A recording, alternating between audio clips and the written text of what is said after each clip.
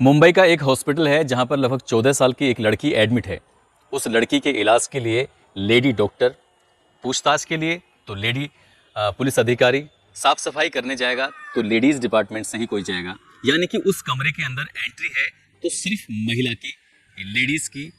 इसके अलावा कोई भी व्यक्ति पुरुष नाम से ना तो कोई वहाँ एंट्री होगी, ना ही पुरुष का नाम वहाँ लिया जाएगा। दरअसल वो लड़की पुरुष नाम से इतना भयभीत है, इतनी डरी हुई है कि नाम सामने आते ही लड़की की सांसें ज़ोर ज़ोर से चलने लगती हैं। उसे देखकर ऐसा लगने लगता है जैसे कि वो मर जाएगी। 11 सितंबर की शाम 5 बजे तक भी वो लड़की ज़िंदगी की जंग लड़ रही थी और सांसें उसकी ऐसे ही चल रही हैं। उसे वाकई बहुत सारी प्रार्थना की ज़रूरत है। वो लड़की दिल्ली की निर्भया से कम नहीं, क्योंकि उसके साथ भी कुछ ऐसा ही हुआ है, बल्कि उससे ज़्यादा कहें तो कम नहीं होगा। आदाब, नमस्कार, सत श्री अकाल। मैं उस्मान सैफी। आज की जो ये सच्ची घटना मैं आपको सुनाने जा रहा हूँ, ये सच्ची घटना है महाराष्ट्र के पुणे शहर की। दरअसल यहाँ का एक थाना है बनवाड़ी, और इसी थाने क्षेत्र में रहने वाली एक लड़की जिसकी उम्र 14 साल है। उसके माता और उसके पिता किसी नर्सरी में नौकरी करते हैं, काम करते हैं, पेड़ पौधों की रखवाली उनको तैयार करते हैं। ये 31 अगस्त की रात 10 बजे के आसपास की वारदात है।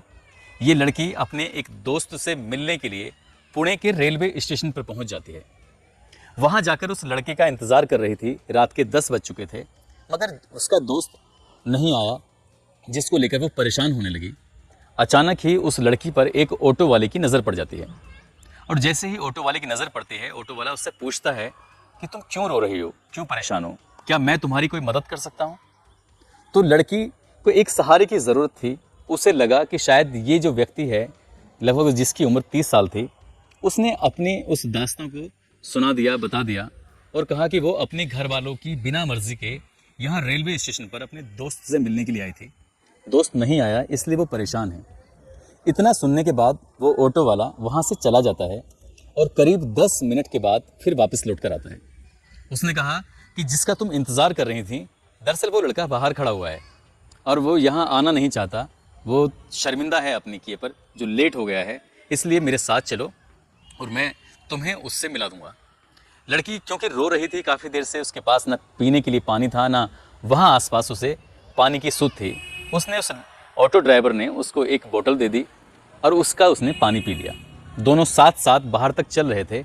अचानक से लड़की को चक्कर आने लगते हैं और वो गश खाकर इससे पहले गिरती, वो लड़का उसे ऑटो तक लेके पहुँच जाता है और उसके बाद उसे जंगल की ओर ले जाता है, जहाँ ले जाने के बाद उसके साथ बलात्कार करता है। कई घंटे तक उसे अपने साथ रखता है। वो 14 साल की लड़की, उसे कुछ होश नहीं था क्योंकि वो नशे में थी। उसे पानी के रूप में कुछ नशीला पदार्थ पिलाया गया था। इसके बाद जब 2 या 3 घंटे बीत जाते हैं, वो ऑटो ड्राइवर एक लॉज में लेके जाता है। वो एक छोटा सा होटल होता है। उस होटल में जब लेके जाता है तो वहाँ पर पहले से ही कुछ लड़के, कुछ और युवक इंतज़ार कर रहे थे। लड़की एक कमरे में जाती है। 31 अगस्त की रात 10 बजे ये वाक़या शुरू होता है, और उसके बाद होटल में जाने के बाद, लॉज में जाने के बाद, उस लड़की को अंदर कमरे में बंद कर दिया जाता है और उसके पूरे कपड़े उतार दिए जाते हैं। यानी कि उसके बदन पर एक भी कपड़ा नहीं था। अब वो लड़की शर्मा रही है, परेशान है, और उसके साथ पहले ही बलात्कार हो चुका है। धीरे धीरे उसे होश आता है। तब तक उसके साथ लगभग 12 लड़के बारी बारी से रेप कर चुके थे। दिन निकल आता है और दिन भर यही काम चलता रहता है। एक के बाद एक लड़का आता रहता है और ये सिलसिला लगातार चलता रहता है। शाम हो जाती है, यानी कि इस कमरे के अंदर वो लड़की लगभग 24 घंटे तक रहती है और वो 12 लड़के 24 घंटे तक उसके साथ बलात्कार पर बलात्कार करते रहते हैं। वो भूख से, प्यास से तड़पती रहती है। वो कई बार कहती है कि मुझे खाने के लिए कुछ दे दो, मुझे पीने के लिए पानी दे दो, मगर कोई भी उसकी गुहार नहीं सुनता, उसकी कोई पुकार नहीं सुनता। उसकी चीखों की आवाज़ भी उस कमरे से बाहर जा भी रही थी, तो न जाने क्यों वो होटल मालिक या वह आसपास के लोग उन आवाज़ों को सुन ही नहीं पा रहे थे। ये भी बताया जा रहा है कि उस लड़की को बार बार इंजेक्शन दिया जा रहा था, नशीली चीज़ें दी जा रही थी, जिससे क्या वो शोर न मचा सके। इस बीच उस लड़की ने बार बार रिक्वेस्ट करती रही, माफ़ी मांगती रही, उसे बचाने की गुहार लगाती रही। इन 12 लड़कों में से एक लड़के को दया आ जाती है और उसके बाद ये लड़का उस लड़की को ले जाकर मुंबई के दादर रेलवे स्टेशन पर छोड़ देता है। अब ये आरोपी बारे के बारे ये फरार हो चुके थे।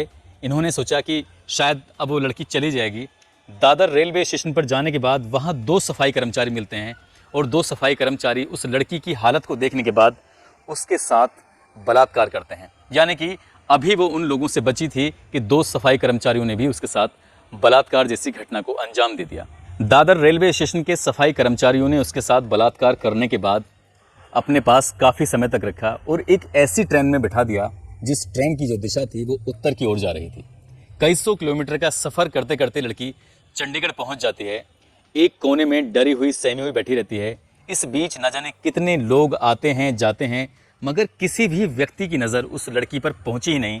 वो बहुत बड़ी परेशानी से गुजर रही थी। उसकी परेशानी किसी को दिखाई नहीं दी। ये भी किसी ने जानने की कोशिश नहीं की। 48 घंटे से ज़्यादा उसके साथ 12 अलग लोगों ने, 2 सफाई कर्मचारियों ने बलात्कार किया था। उसके साथ इतनी दरिंदगी हुई थी, न जाने क्यों किसी की उस पर नज़र ही नहीं जा रही थी।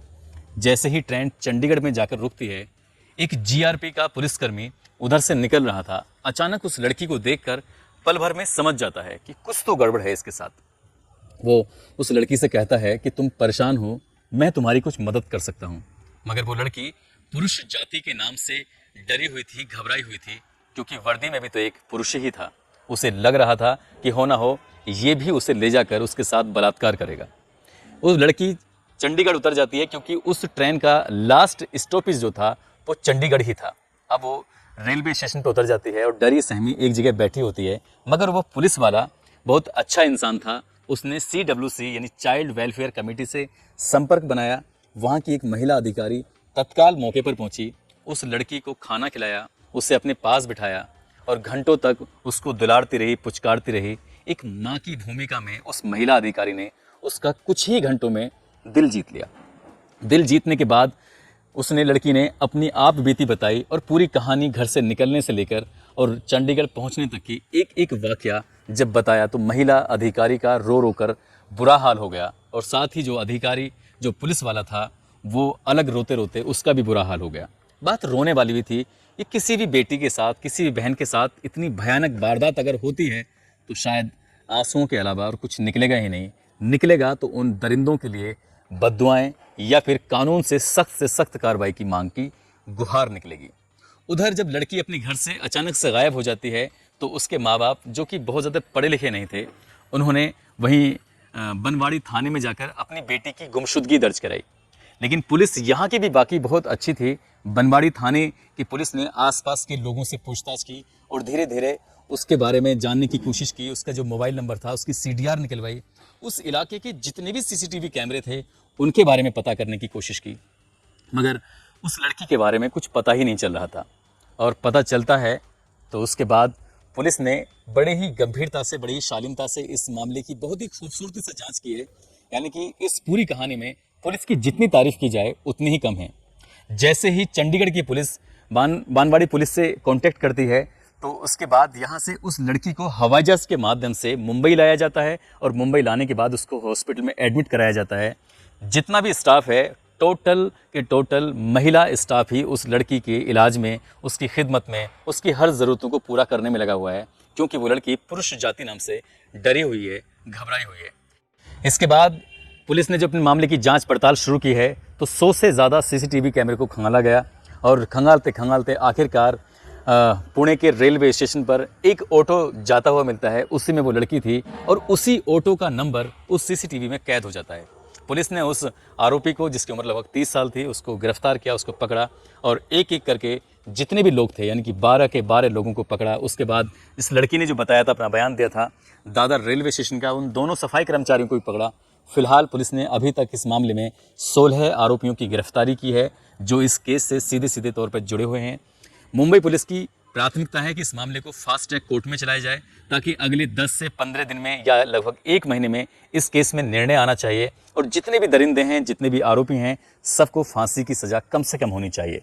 मैं सैल्यूट करता हूं उस पुलिस को जो GRP पुलिस का सिपाही था, और मैं उस सैल्यूट करता हूं उस महिला को जिसने इस लड़की का दिल जीता, जिसने उन लोगों को हॉस्पिटल तक पहुँचाया, और मैं सैल्यूट करता हूँ उस पुलिस को जिसने इस मामले को महज 5 या 6 दिन में ही खोलकर सबके सामने रख दिया। ये कहानी आपको ज़्यादा न्यूज़ चैनल पर या फिर ज़्यादा अखबारों में देखने को नहीं मिलेगी, क्योंकि मीडिया की जो जिम्मेदारियां होती हैं वो कम पूरी कर रही है। वाकई ही इस खबर को उठाने की ज़रूरत थी, लोगों को सचेत और जागरूक करने की ज़रूरत थी, उस बेटी को न्याय दिलाने की ज़रूरत थी, जो शायद मीडिया इस मामले में दिलचस्पी नहीं ले रहा है।